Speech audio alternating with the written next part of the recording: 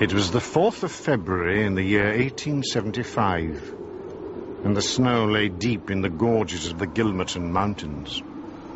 The evening train, which connects the long line of coal mining and ironworking settlements, was slowly groaning its way from Stagville on the plain to Vermissa at the head of the Vermissa Valley, Pennsylvania.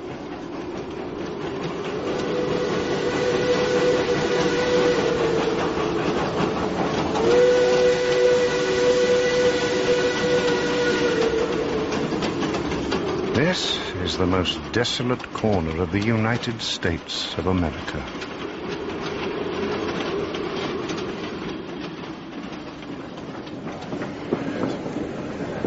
Hobson's Patch, next stop. The oil lamps in the leading passenger car shone down on some 20 or 30 people. At least a dozen, by their grimed faces and safety lanterns, proclaimed themselves as miners. The rest were women of the labouring class, local shopkeepers, 2 burly individuals in police uniform, and a young man, fresh-faced, large-eyed and smiling. A young man clearly of a sociable and possibly a simple disposition.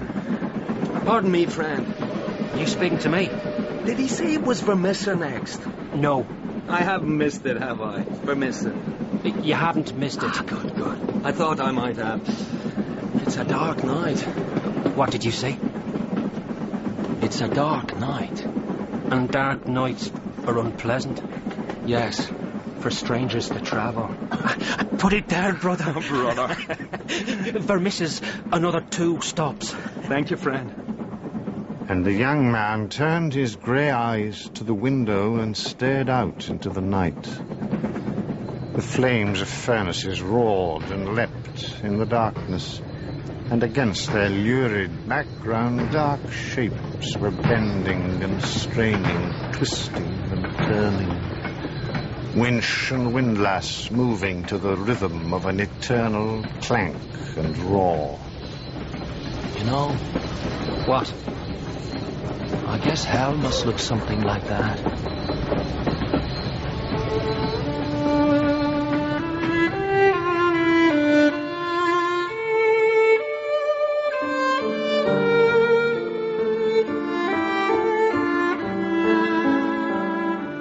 The Valley of Fear by Sir Arthur Conan Doyle, with Clive Merrison as Sherlock Holmes and Michael Williams as Dr. John Watson, Ian Glenn as John McMurdo, and Ronald Pickup as the narrator. Episode 1, The Scowrers.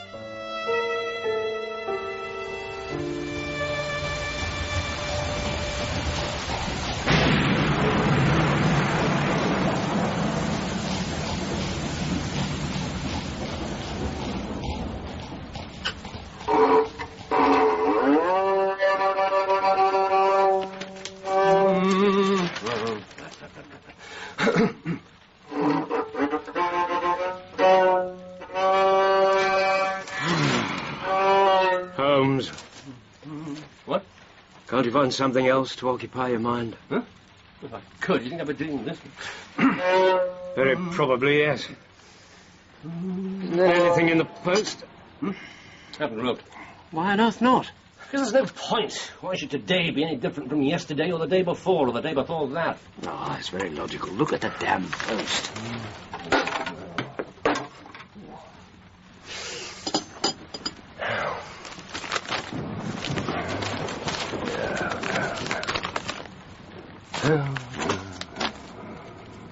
Nothing. No. Ah.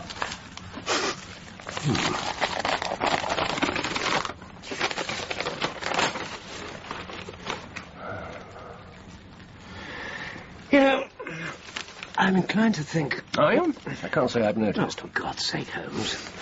Just because you've had nothing to occupy you for a couple of weeks... 5 weeks. You don't have to... All right, then 5 weeks. You still don't have to take it out on me. 5 long, sterile weeks in which the only intellectual problem that's presented itself is what fatuous interruption I can expect from you. No, you're not even making sense. If you've had nothing to think about, how can I have interrupted you? Dear God, I must be the most long-suffering individual in London. Coffee? No, thank you. Now, this morning, I do have something to think about. So there was something in the post? Yes. Well, you're welcome. What? Nothing. Is it important? Holmes, the letter.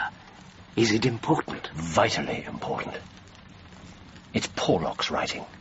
I've only seen it twice before, but it's definitely Porlock's writing. And who's Porlock? Porlock is a nom de plume, an identification mark. But beyond that? I've no idea. You know, I live in hope that one day we might actually have a normal conversation. You don't know who he is, and you've only seen his writing twice before, but you're behaving as if his letter's a matter of life and death. Look. Oh, you're sure I'm trustworthy enough? I'd hate to say something fatuous and... Holmes. Interesting, isn't it? 534 C2 13 7 36 31. Holmes, what is this? There's every chance it's exactly what you said it was. A matter of life and death.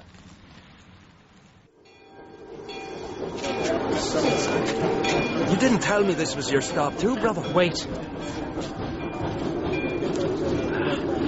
Okay, now we can talk. You never know who's listening. No, I guess not. Brother Mike Scandon, Lodge 341, Vermissa. Father John McMurdo, Lodge 29, Chicago. Bodymaster J.H. Scott. The clouds are heavy. Yes, a storm is approaching. I'm in luck to meet your brother so early. There are plenty of us about in the valley. What brings you here? I heard there was work for a willing man. And there's none in Chicago. No, I found plenty. Then why did you leave? Seemed like a good idea. Where are you staying? Here. Someone back home put me onto it. Jacob Shafter, Sheridan Street. You know it. I know it. You'll find precious few brothers staying there. But I dare say it'll do you for now. I'll walk with you. What's he like? This Jacob Shafter. He's as honest a man as you'll find in this town. Then laid on, brother. This way. They turned their faces into the freezing wind and walked together through the rutted paste of muddy snow that formed the main street of Vermissa. In the long and gloomy valley there had at least been a certain grandeur, but the town showed nothing but a dead level of mean ugliness and squalor. Porlock isn't important in himself. It's the man he's in touch with who matters. Just imagine the jackal and the lion. No, or rather, yes, the pilot fish and the shark. He works for a criminal. But in truth, he's rather more on my side of the law than his master's, or on occasion, at least. An informant. Not purely out of the goodness of his heart, presumably. Watson, you're a cynic. A realist. Well, the occasional £10 note's found its way from me to him, yes. It was money well spent. This is advance warning of some devilry. A string of numbers. And one letter. And 3 words. Douglas, Burlston, Burlston. What do you make of it? 534 C2 13 7 36 31 17 21 Douglas. Words on the page of a book. You think so? No doubt about it. It's Porlock's usual method. Why are some words written out? Because he couldn't find them in print. Exactly. So, which book? I don't know. But without a title, we can't do a thing. Watson, you have an unerring ability to keep us flat-footed on the ground. This here's old man Shafter's place. Thanks. Well, I guess I'll be seeing you at the lodge. Count on it. Regular meeting's Friday. There's a hall behind the Union Saloon on Main Street. 9 o'clock. Right. But if you know what's good for you, you report to the bodymaster soon as you can. Boss McGinty's the man. Councillor Jack McGinty. It's him who owns the saloon. What's he like? You never heard of Boss McGinty? How could I? I'm a stranger in these parts. I thought his name was known clear across the country. It's been in the papers often enough. In the papers? What for? Good God, man, what's the matter with you? Because of the Scowrers. What are the Scowrers? Are you joking with me, friend? Why would I be doing such a thing? You really don't know about the Scowrers? Never heard the name before. Well, you'll find out soon enough. Now listen, you take my advice. Report in as soon as you can. I guess I'll settle in here first. If you say so. Excuse me. Good night, Brother Scanlon. Good health to you, Brother McMurdo. You forget your key again. Honestly, you lose your head. Oh, I'm sorry. Oh, please, miss. Don't be apologising. That's as pleasing a shade of red as ever I've seen. I thought you were my father. No, that I'm not. No. So, would you be having a place by your hearth for a weary traveller? 534 C2 13. Will he send you the title? By the next post. All we have to do is wait. All we have to do is wait. You know, you should be grateful for the code. I should? Why? Oh, because of the suspense. You can't deny. It makes for a better story.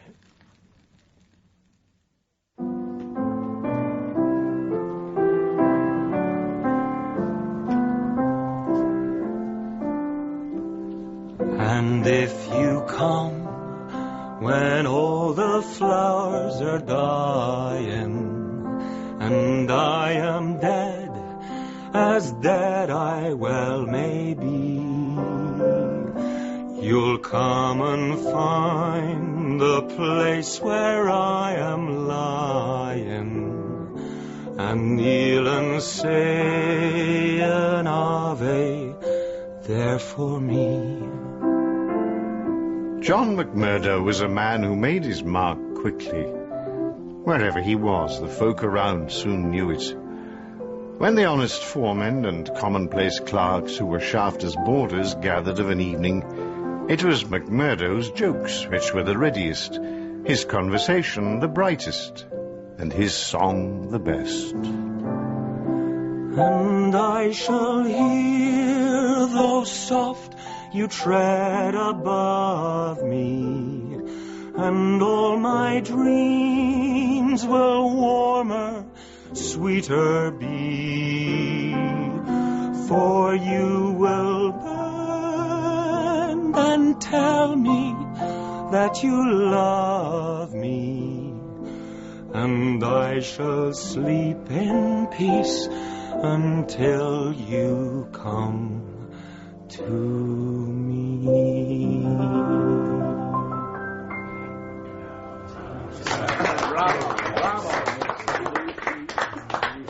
Thank you, Miss Shafter. That was as fine a bit of piano playing as I've heard. Oh, Mr. McMurdo, that was so lovely. Wasn't that lovely, Father? You sing like a bird, my friend. Not like the birds in Ireland, sir. In the old country, the angels themselves fly down when the birds are singing to take lessons. And sure, the hills are so fair and the lakes are so blue that they think they're still in heaven. You make it sound so beautiful. Why did you ever leave to go roving? Ah, no, that's a tale for another day. A story of wonder and wistfulness, so it is. Promise you'll tell it to me sometime. Would you really like to hear it? You wouldn't be fooling with me. Oh, no. I wouldn't be fooling. Miss Shafter, one day you'll know everything there is to know about me. I give you my word. Was it because of a woman? What was that now? That you went adventuring. Did you leave behind a wife in County Monaghan? A wife? No, I've no wife. Sure, I've never found the right Colleen. Not until now, that is. No, don't say that. What? You mustn't. There's someone else. What do I care about that? I love you, Etty. But you've not been here a week. You can't be serious. Yes, I can. Oh, God, I don't know. John, I want to believe you. But I can't. I mustn't. Etty, why are you so scared? You mustn't ask me. She's right to be scared. Mr. Shafter?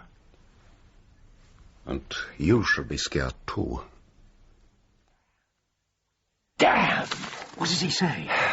It's too dangerous. He suspects me. Burn the code message, Porlock. Damn that man. Oh, how can he be so careless? For God's sake, he might be in terrible danger. Where's that first letter? Oh, you threw it on the table here. Shall I burn it for you? No! But it's what he wants you to do. I don't care. This is too important to drop. But it's useless. We can't decode it. Can't we? My Eddie's already pledged to Ted Baldwin. Who the devil's Ted Baldwin? He's one of the Scowrers. The Scowrers again. It seems to me in this town it's Scowrers here and Scowrers there, and always in a whisper. Who are these people? They're a murder society. What? And when they don't murder, they maim and destroy. They make good men pay them for protection, and they arrange for accidents if the money's not there, regular as clockwork. Everyone knows it. Everyone knows it?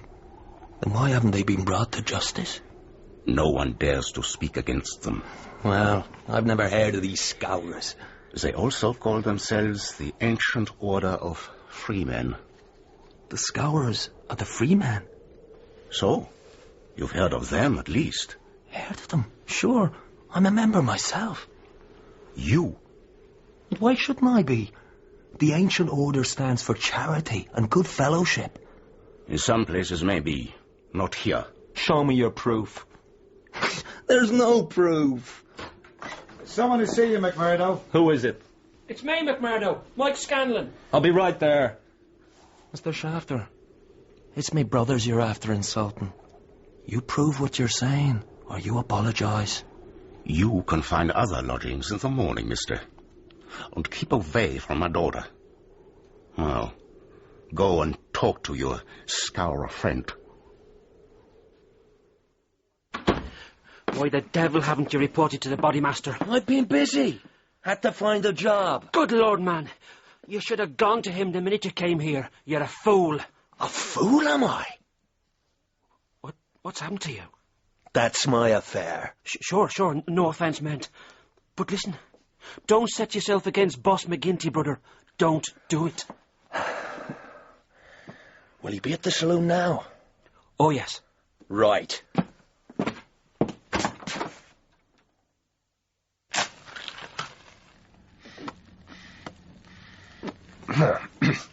And the reference is to a book. That's our point of departure. Pretty vague one. Perhaps there are points which have escaped your Machiavellian intellect. Perhaps there are limits to my patience. If there were, I would have driven you to them years ago. A book. What clues do we have? None. No, it's not quite as bad as that. Now look here. Now, how does it begin? 534, C2, 1310. But the 534 is larger than the other numbers. Yes, obviously. No. Written larger. Oh, I see. Yes, it is. Yes, it is, because 534 is the page number. Holmes, if you know all the answers, why are we playing this I don't ridiculous know game? all the answers. I merely know how the code works, and this is no game. All right, 534. So, our book's become a large book. C2. Chapter 2? Hardly. For one thing, if we have the page, the chapter number's immaterial. And for another, if page 534 only finds us in the second chapter... Then the first must have been pretty intolerable. Column 2. Brilliant, Watson. You're scintillating this morning. A large book printed in double columns. Now, this man, Porlock, he wouldn't have used just any book. For the code to work, it had to be a book that you could lay your hands on. Yes, he has a copy, and he expected me to have one too. In short, it's a very common book. The Bible? Now, too many different editions. Now, Porlock knew for certain that his page 534 would agree exactly with my page 534. Bradshaw's railway timetables. Now, Bradshaw's vocabulary is nervous and tense, but somewhat limited. No, not really suitable. Dictionary? No, there's too many different ones. And what's left? An almanac. Whitaker's Almanac. Excellent, Watson.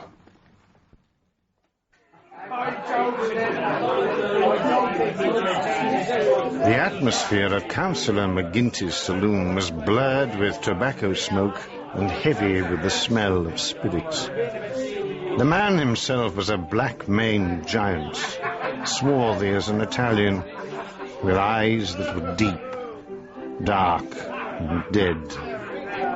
Well, young man, I can't call your face to mind. I'm new here, Mr. McGinty. Not so new that you can't give a gentleman his proper title. He's Councillor McGinty, stranger. I'm sorry, Councillor. John McMurdo. I was advised to see you. Well, you see me. This is all there is. What do you think of me? Well, it's early days. But if your heart's as big as your body and your soul's as fine as your face, then I'd ask for nothing better.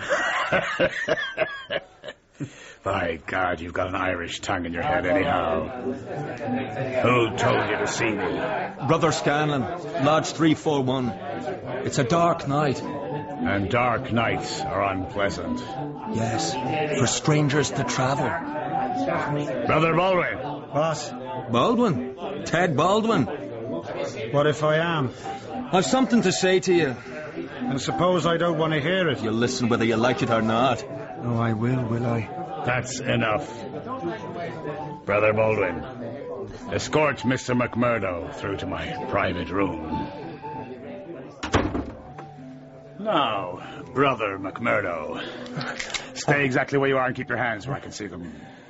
A gun barrel's a strange sort of welcome. I don't take people on trust in the valley. Where were you made? Lodge 29, Chicago. When?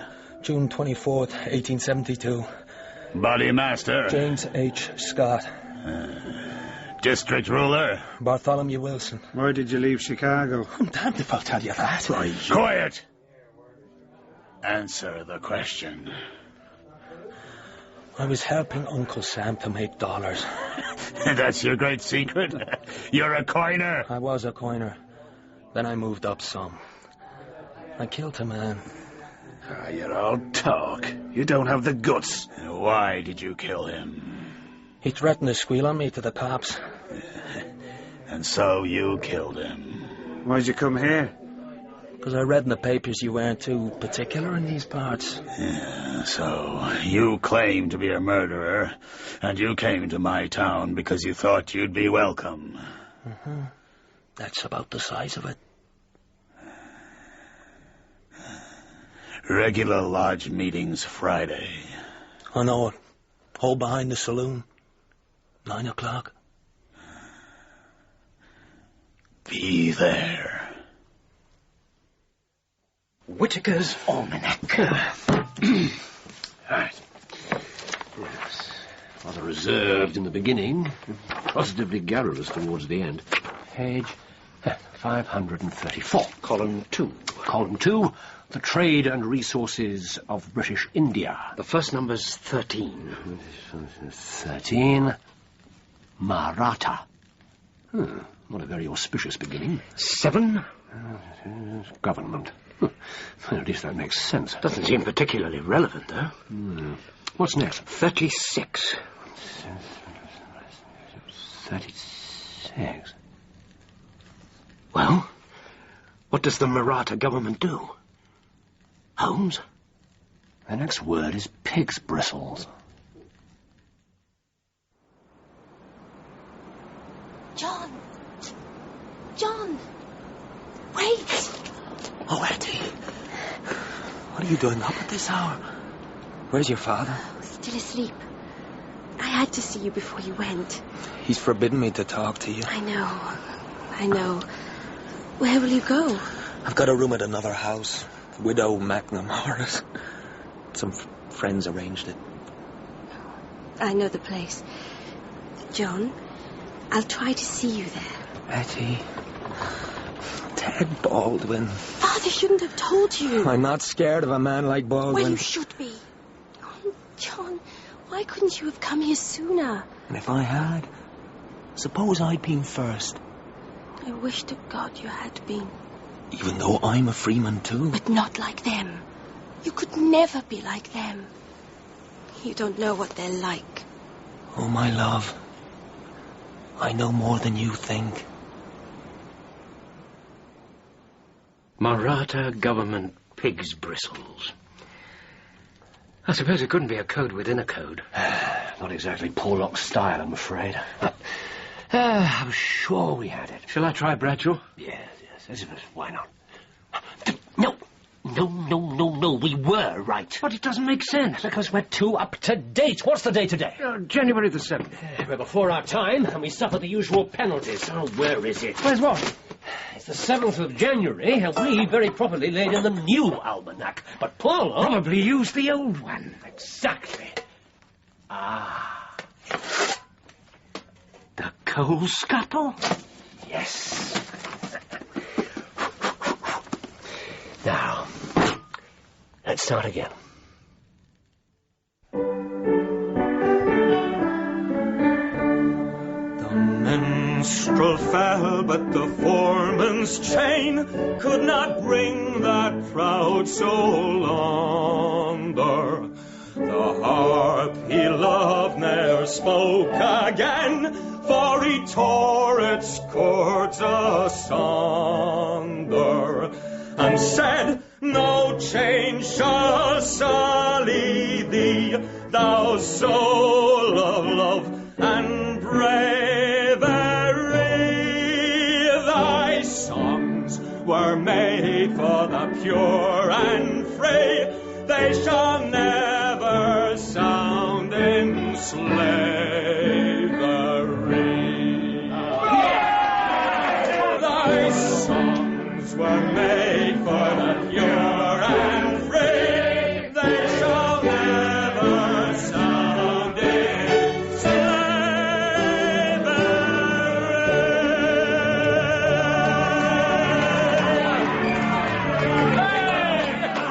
Well, you wet your whistle with me, brother. Take my advice, man. Set yourself up for the meeting tonight. I'll put your money away, brother. Councillor, another round for my good friends here. Throwing your money around, McMurdo? I'd buy you a drink, Brother Baldwin, but sure, my pocket's suddenly empty. I've been down to Jacob Shafter's. I've had words with his daughter. Have you now? And what did she tell you? Are you two fighting over some woman? I say, my claim has priority. And I say she should be free to choose between us. Free to choose. And what does the bodymaster say? No brother can lay a claim over another. The woman's free to choose. And that's your ruling, is it? It is. That's an end of it. Oh, no, it's not. What did you say? You're not bodymaster for life, Jack McGinty. And by God, the next time it comes to a vote... I don't believe I appreciate being talked to in that fashion, Brother Baldwin. Maybe you think if I was voted down, then you'd find yourself in my shoes. Is that what you think? And maybe you're right.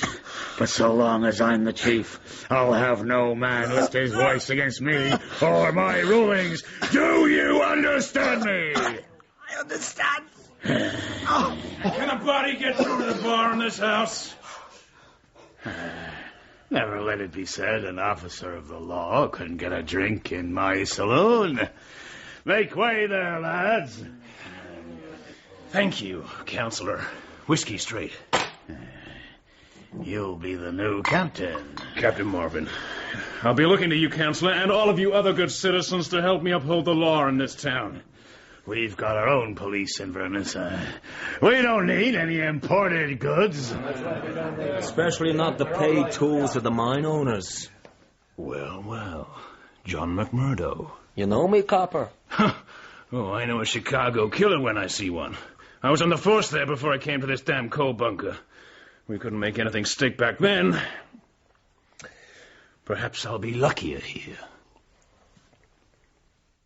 Now, page 534.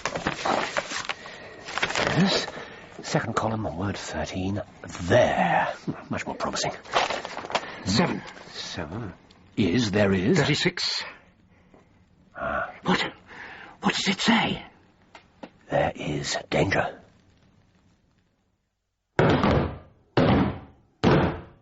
Bring in the candidate.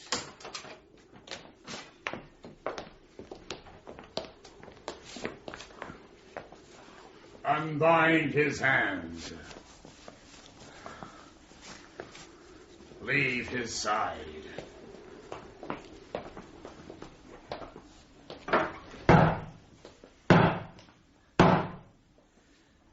John McMurdo, are you already a member of the ancient order of freemen?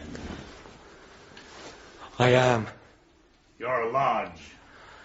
Lodge 29, Chicago. Dark nights are unpleasant. Yes, for strangers to travel. The clouds are heavy. Yes, a storm is approaching. Are the brethren satisfied? Aye! Brother McMurdo, we know by sign and countersign that you are indeed one of us. But in this county, and in other counties of these parts, we have certain rights and duties of our own. Are you ready to be tested? I am. Are you of stout heart? I am of stout heart. Can you bear pain? As well as any man. Test him.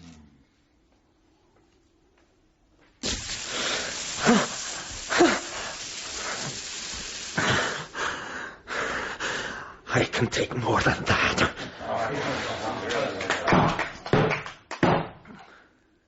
Remove the hood.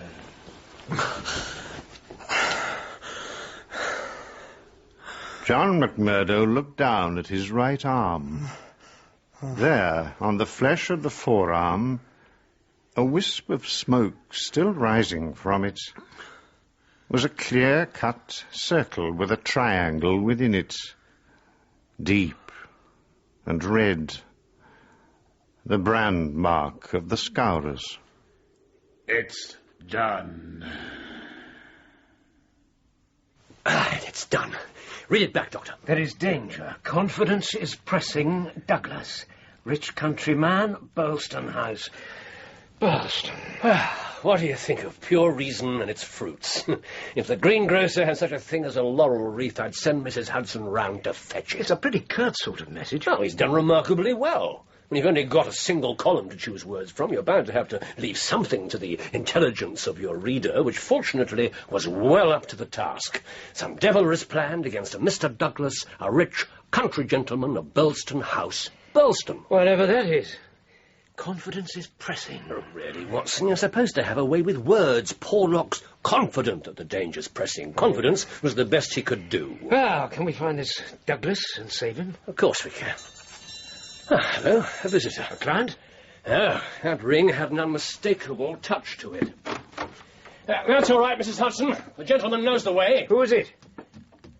You're an early bird, Mr. Mac. Ah. I wish you luck with your worm. Come in, come in. Good morning to you, Mr. Holmes. Doctor. Inspector MacDonald. I fear this means there's some mischief afoot. Oh, now if you'd said hope instead of fear, it'd be nearer the truth, I'm thinking. Cigarette, Inspector? No, I won't smoke, thank you. I must be pushing on my way. The early hours of a case are the precious ones, as you both know full well. But... Mr. Mac, what's wrong? This note. Man, this is witchcraft. Hardly that. Mr. Holmes, where did you get this? Why? What's amiss with it? Amiss with it? Douglas at Burlston House? You know him? Well, I'd hardly say I know him, Doctor. Jack Douglas. He bought the manor house in Burlston in Sussex some 10 years back. An American gentleman. Brother John McMurdo, in the name of Lodge 341, Vermissa Valley, I welcome you to its privileges and debates. Do you stand by your oaths of fidelity and secrecy? I do so stand. Well, we must get a warning to him. He's in danger. I'm sorry, Mr. Holmes, we can't do that. Why not, man? And do you accept the penalty for disloyalty and disobedience? I do. If I should break my vow to my brothers, may I be hunted down across this country or any other and put to a most deserving and inevitable death. Why not? Because he was horribly murdered late last night. That's why not. So it is sworn. Aye! I want to know exactly how you came by this note. Well, actually, Watson wrote it. To your dictation, Holmes. True enough. We decoded it, Mr. Mac. Here's the original. Ah, a secret code, is it? Well, it seems to me I can have the case cleared up in no time. All I have to do is lay my hands on the man who sent you this. And how do you propose to do that? I was rather assuming you'd tell me. I have no idea who he is or how to contact him. I thought you sent him money. On occasion. Posted to Camberwell Post Office. And you've never troubled to see who called for the letters? When he first got in touch with me, I gave him my word that I wouldn't try to trace him. You give your word to a criminal? It wasn't the first time, and it won't be the last. Oh, Mr. But this Holmes. is all beside the point. It's the man behind Porlock you should be after. The man behind him? The man responsible for your murder. Well, who is he? His name is Moriarty. Ah. I've never heard of him. Maybe not, Doctor, but I have. Ah, so he's known to the police. Oh, aye, he's known right enough. Professor James Moriarty is one of the most respected academics in the country. He has honorary doctorates from Oxford and Cambridge. He writes books that no one else in the world can understand, and he lectures in mathematics. The perfect cover. Oh, Mr. Holmes, I really don't want to go through all this again. Moriarty is behind this murder.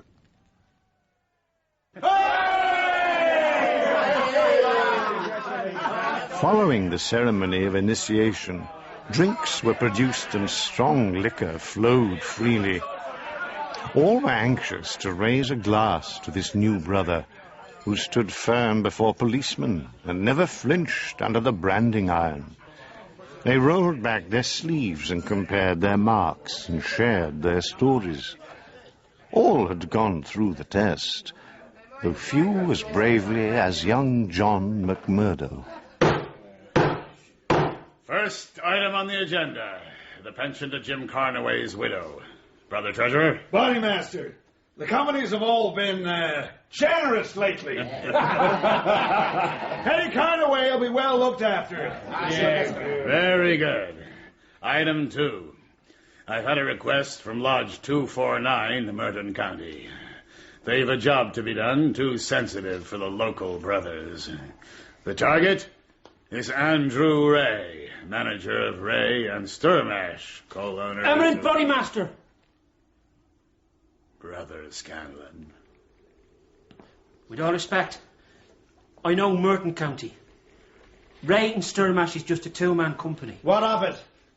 If we kill this man, Charlie Sturmash will sell up and move out. And then it'll be just like the others. One of the big companies from New York or Philadelphia will buy up the mine.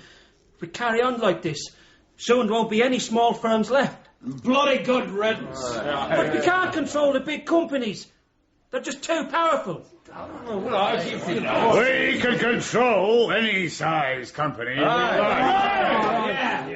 I'll not have any yellow scaremongering in this lodge, Scanlon. Either you stand with us or you go the same way as Donegan and Williams last year.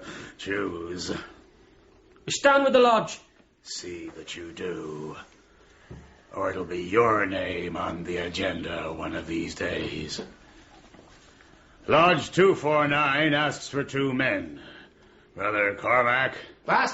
Brother Wilson. Bodymaster, if you need another man, I take it as an honour to be chosen. They asked for 2, McMurdo. 2 is what they'll get. Item 3.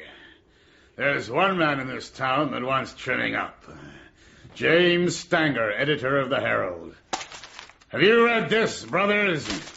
Reign of Terror in the Coal and Iron District.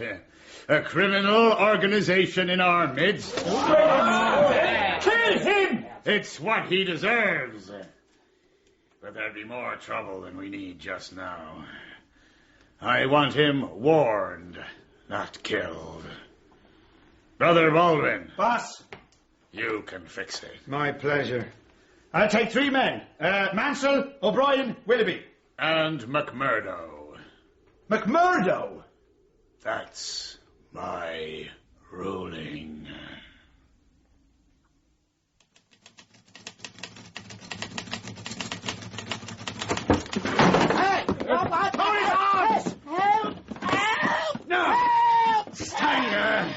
This'll teach you to print your damn lies, eh?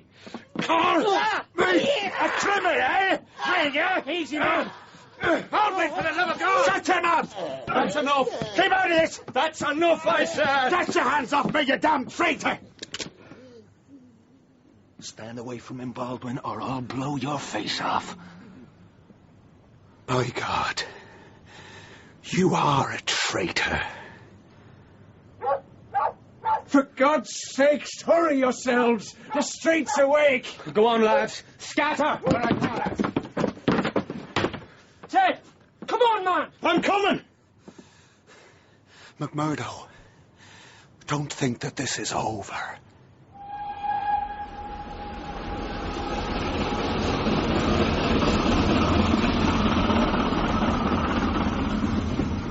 Now, Inspector, give us the facts. Mr. Jack Douglas was found dead just before midnight last night. Extensive injuries to the head. No arrest has been made. Those are the main points from the official report. What about the unofficial report? Well, now, what makes you think there is one? Oh, come on, Mr. Mac. Takes a lot more than that to bring you round to Baker Street. Aye, Doctor. You're quite right. Here you are, gentlemen. A private note from the local man, White Mason. Very reliable. Mr. Holmes. Mac, don't waste a second. Extraordinary features, perplexing details. Bring Mr. Holmes and Dr. Watson if you can. This case is a snorter.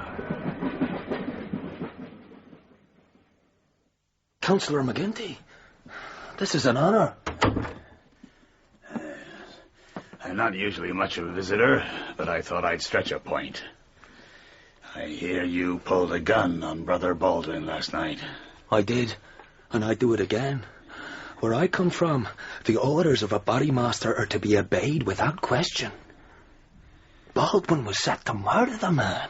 He called you a damn traitor. And at any other time I'd have killed him for it. But it was more important to get the man away and protect the lodge. You did the right thing. I'm grateful. Freeze the pair of you! What's the meaning of this, Marvin? I thought you'd be getting into trouble, Mr. Crooked McMurdo. You're coming with us. What am I being accused of?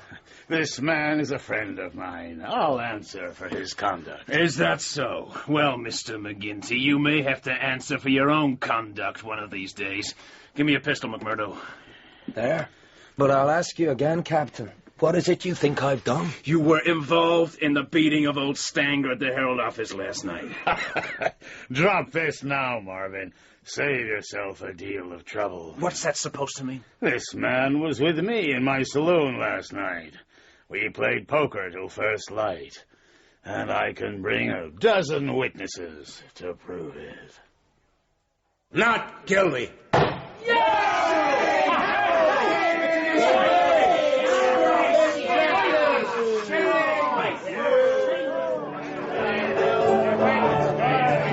Brother McMurdo, take a drink of that.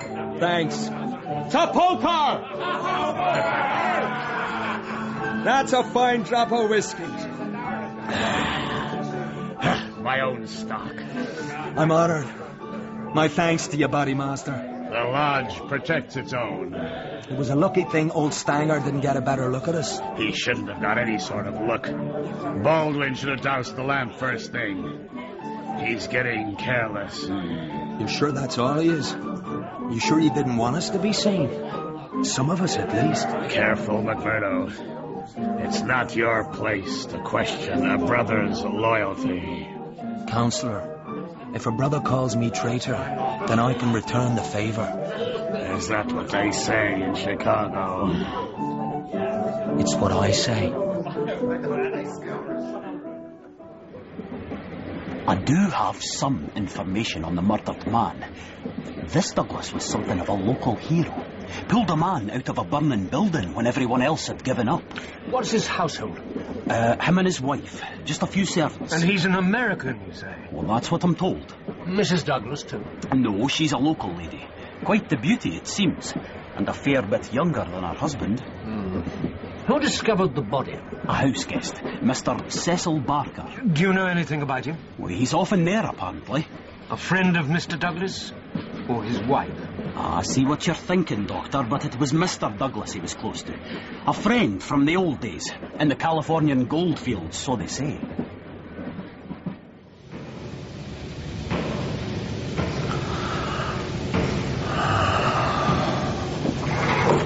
Surprise! What the hell? Etty! My God. Etty! For pity's sake, John. You shouldn't go sneaking up on a body like that. I wanted to see you. And I try and strangle you. Oh, come here, my darling. Let me make it up to you. Why were you so scared of me? Sure, I was thinking of other things. Come on. Come here. John! Now, come on. Make your heart easy. Let me see you smile. How can I be easy when I know you're one of them? A criminal. We're just poor men trying to get our rights. Give it up, John. I beg you. I can't break my oath. I can't desert my comrades. Not even for me? Not even for you.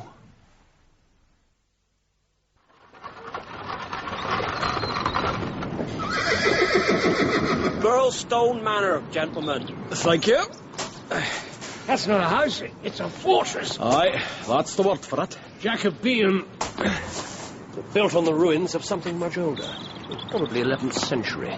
That really would have been a fortress. This is enough of one for me. A moat and a drawbridge. One. That drawbridge still works. See the oil on the chain? Not from here, no. Some of the winding gears, almost new. Interesting. This Mr. Douglas valued his security. Jacobean, you say? Yes, why? Oh, I was just thinking. This house has seen 3 centuries of births and homecomings, of country dances and hunts and happiness. Thank you, Watson. And now, in its old age, this tragedy. Mind you, it's a fit setting for a murder. Silent as a churchyard and dark as a tomb. Beautifully put. You'll probably double the circulation of the Strand magazine. Mr. MacDonald? Oh, wait, Mason. Gentlemen, good morning to you. Good morning. Oh, Dr. Watson. I hope we'll all have a place in the book when the time comes, eh? Mr. Holmes? Mr. White Mason? Oh, this is something after your own heart, gentlemen. A snorter. A real snorter.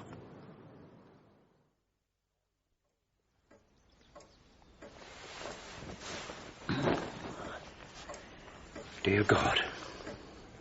He was found in exactly this position. Yes, sir, he was. We moved the gun, but that were all. Where exactly was the gun? Across his chest. Excuse me.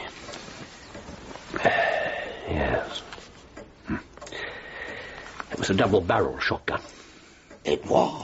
One barrel wouldn't have been enough to destroy that much of the skull. You agree, Watson? Yes, I'm afraid I do. 2 barrels fired at very close range, full in the face. The angle of the shots is almost vertical. Powder burns on his dressing gown. Are you sure this was murder, Inspector? Details. That's what's important in this life.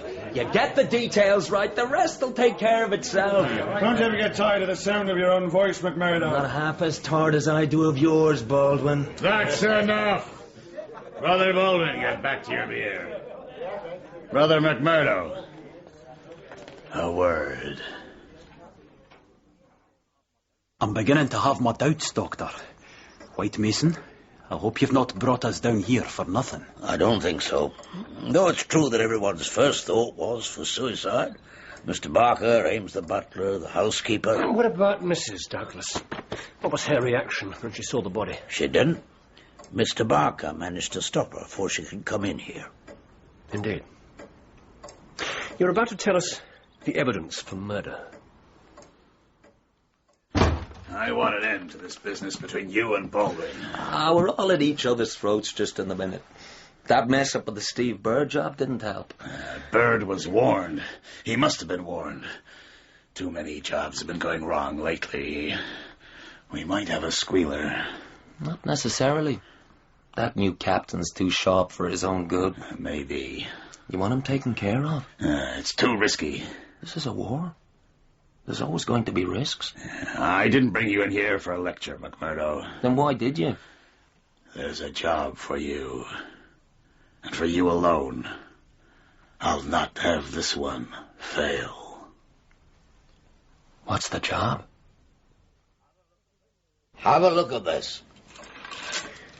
Was the window open like that when the body was found? Nothing's been touched, Mr. Holmes. We may not be Scotland Yard, but we know how to preserve a crime scene. Not being Scotland Yard's a distinct advantage. Mr. Holmes. Is that blood? Yes, a partial footprint, a man's boot. It seemed to me that someone stepped on the sill as he climbed out the window. But aren't we directly above the moat? Yes, we are. What else is there? Well, Mr. Barker is adamant that the gun isn't from this house. The butler, too. May I see the weapon? I had to move it so the local doctor could examine the body. The barrels have been sawn off short. Never seen that before. Here. Yes, American practice makes it easier to conceal. The triggers have been wired together. Pull one and both cartridges fire. There's a maker's monogram. Ah, yes. P-E-N. Oh, it means nothing to me, I'm afraid. Pennsylvania Small Arms Company, thank you. Now, what more? This was found on the body, neatly tucked into the cord of the dressing gown. Watson? Thank you. Plain white visiting card, rather cheap quality. 2 words written in ink. VV341.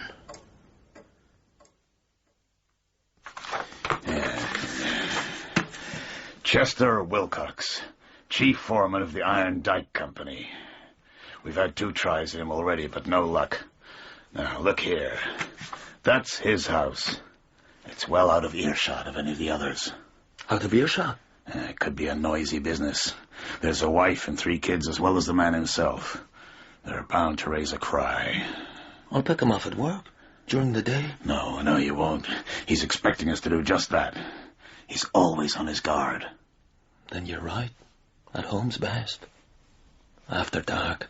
How will you get him alone? I won't. Thank you, Doctor. VV. Someone's initials? Well, there's no VV in the village. Now, Mr. Barker says that Mr. Barker seems to be saying quite a lot. Well, he very naturally took charge of things. Very naturally. Carry on. What does Mr. Barker say? That he's never seen a card like it in the house before. Well, it certainly wasn't written with any of these pens. No. Mr. White Mason, so far you've given us a dead man, a gun, a visiting card, and a boot mark. Are they the sum total of your perplexing features and extraordinary details? They are not, Mr. Holmes. The fatal shot was fired just before midnight. Mr. Barker heard it and rushed to this room. He swears that not 30 seconds had passed, but he saw no one but the dead man. The drawbridge was raised. The house was effectively an island. The window was open, but the moat is 40 feet wide, and there are no signs of anyone having crossed it. Even if the killer did escape that way, there were village people still about. A stranger, especially one with soaking wet clothes, would have been seen at once. Presumably you put out a search yourself. Straight away, Doctor. And before you ask me, Mr. Holmes, we searched the house, too. Our murderer effectively disappeared into thin air. It's not unique. Huddersfield in 76, the Folkestone slaughter in 69, half 100 others. I didn't say it was unique, sir. I said it was perplexing. You said it was extraordinary. I think it needs rather more to put it into that category. Oh, you think so, do you, Mr. Holmes? Then look at the dead man's hand. You see this ring? Unusual design. Is that gold? It's called a nugget ring. A fragment of pure gold ore in a plain metal band. So that's what's the story of his past life in the gold fields. Oh, there's more to it than that, Doctor. Everyone in the house swears that Douglas always wore that ring outside his wedding ring. What wedding ring? The wedding ring from his first marriage. The wedding ring that Barker says meant more to him than anything else in the world. The wedding ring that never, ever left his finger. The wedding ring that isn't there now. Exactly.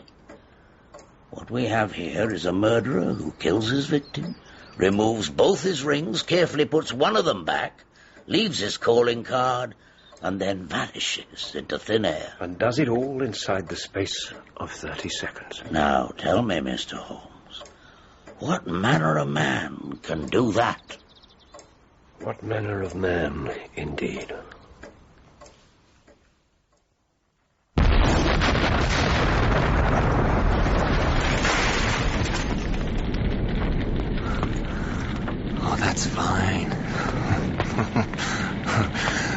very fine.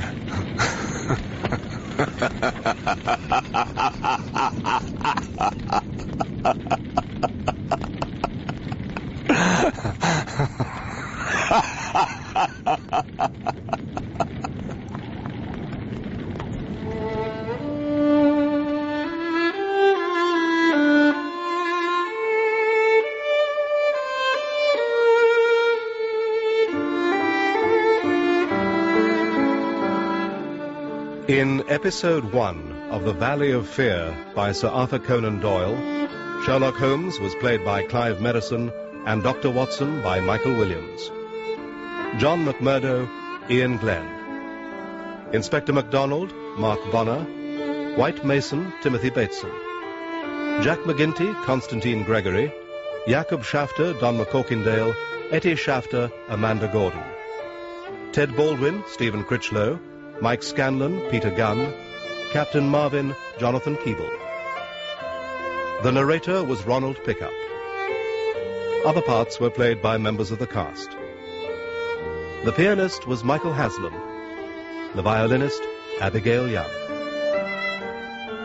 The Valley of Fear is dramatized for radio by Bert Coules and directed by Enid Williams.